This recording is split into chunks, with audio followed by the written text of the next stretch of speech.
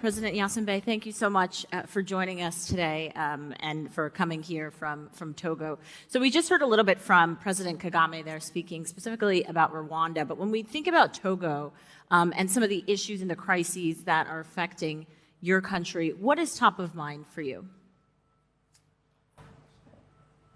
First of all, I want to say that I'm very happy to be at the second Doha Forum. It's the first time I'm coming, and I'm impressed by the quality of the conversations and the debates. Coming from Togo, the first issue that we do have, I will say two. I mentioned two issues. The first one is, as you know, the consequences of the succession of the crisis with the rising cost of living for our population. Talking about Togo, but it can be extended to West Africa. And the second one is the issue of security that we are facing in our sub-region, in West Africa. Let's take those one by one then. Inflation specifically, what you mentioned, 6% just in the West African Economic Monetary Union. How are you addressing that? You have to know that in what we call the West African Monetary Union, like French-speaking West Africa, we have a common currency, and usually we have inflation rates of barely 2%. Normally it's 1%. So for us, 6% is a lot. How are we facing? We are in the emergency. What we did, we capped the rising price for fuel and for wheat and for corn. I mean, the staple foods. That's what we have tried to do. But it will not be sustainable in the future because it costs us about $20 million every month, which is not sustainable for our finance. So we are trying to set up a new strategy for the mid and long term. What does that look like? I mean, you mentioned it's not sustainable, so how are you addressing that at this point? For the wheat, for example, what we are doing is we are introducing cassava flour bread. The bread that we eat right now was like 100% from wheat flour. Now 40% will be from cassava flour, so it reduces the amount of the subvention that we are giving. If you see the transportation, for example, for fuel prices, because we can't really target the poor people for the subsidies on fuel, because when you set a price, it's for everybody. So what we are doing now, since in our country, the most popular way of transportation is bikes, so now we are shifting to electric bikes, and we have inaugurated our first assembly plant for electric bikes in our country. Do you see that having an impact more broadly on the country, on the economy, on various issues that the world is trying to tackle right now, climate even? Say it again. Do you see the transition to bikes and to electric bikes yes. sort of having an impact? Yes, it will have an impact. How so? Yes, it will have an impact because the fact that we know that the young people use bikes and they don't have that much revenues. They are usually poor, and you want to be able to subsidize those people who are vulnerable and who are poor. And the fact that you cannot do it by setting a price, you necessarily need to take them away from the use of fuel. And that's what we are doing by electrical. Because for a bike today, you buy a bike, but for electrical, today what we are doing, you buy a service. When you need the bike, you just use it, you pay something very little, and you leave the bike and you move on. So is the government working with private operators then Yes, to make that happen? Yes, yeah. We even have a factory in our industrial park for that. Let's talk about the second issue that you mentioned, security. We know that there's been a lot of conflict happening in neighboring countries to Togo. How is that affecting what it is that you're trying to accomplish and the investment you're trying to bring into the country? It's affecting it in, I would say, two ways.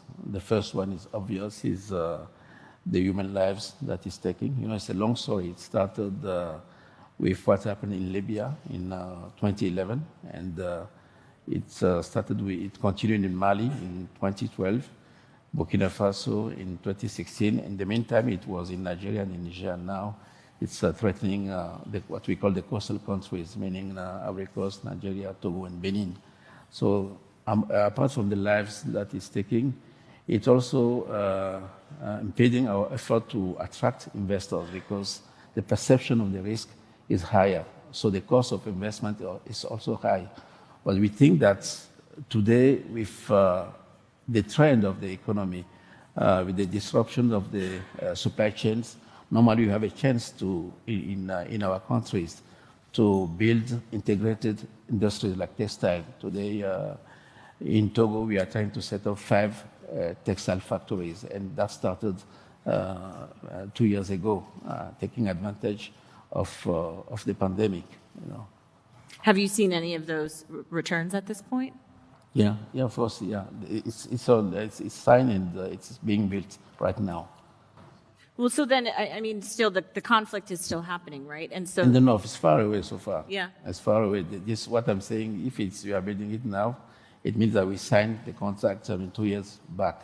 At that time, the security problem was further north, you know, in Mali and in Niger and other countries. Do you believe the Togolese people are better off today than they were maybe 5-10 years ago, considering the changes that you were trying to implement in the country?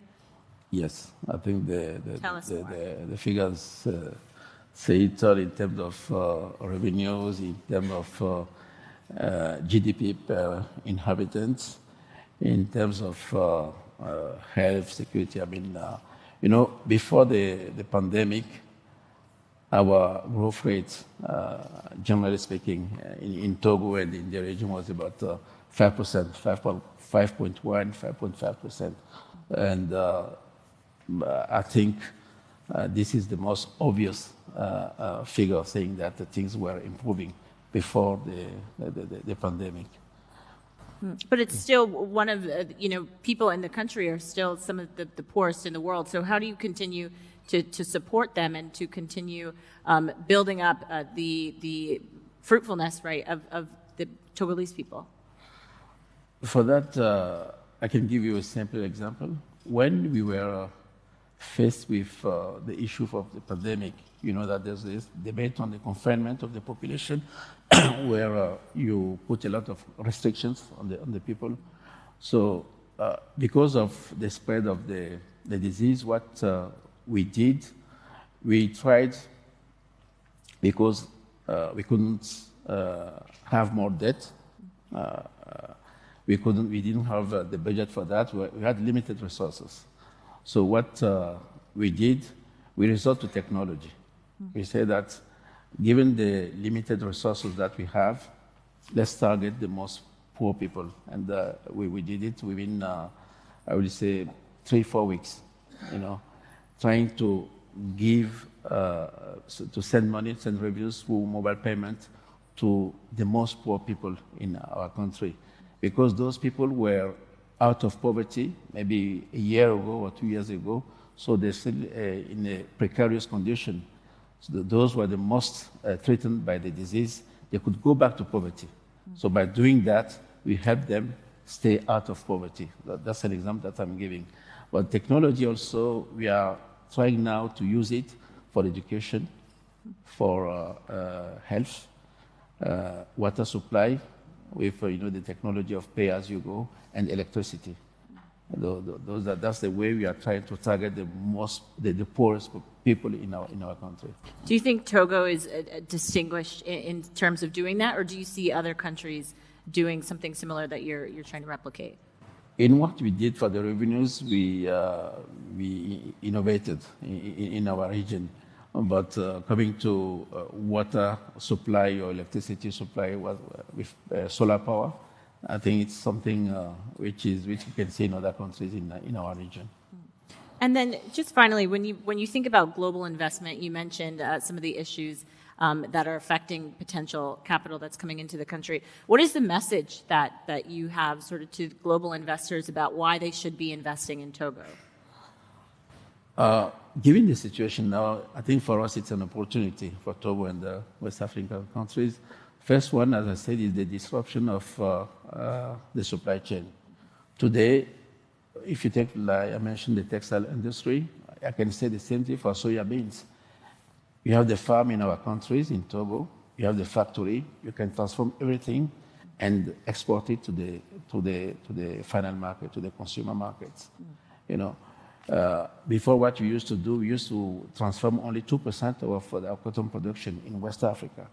The cotton was sent to China, for example. The factories were there, and then back to US or European for the consumer market.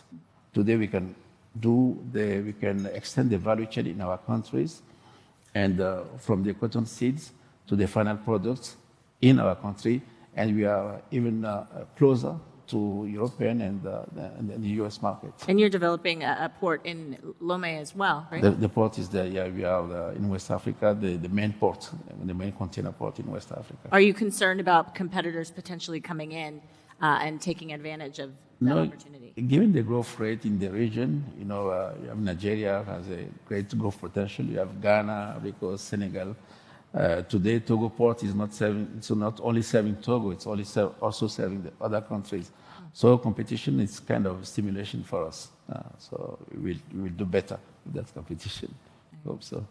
President Gnassingbe, my time is up, but thank you so much for joining me. Thank you everybody. much. Thank you. Thank you.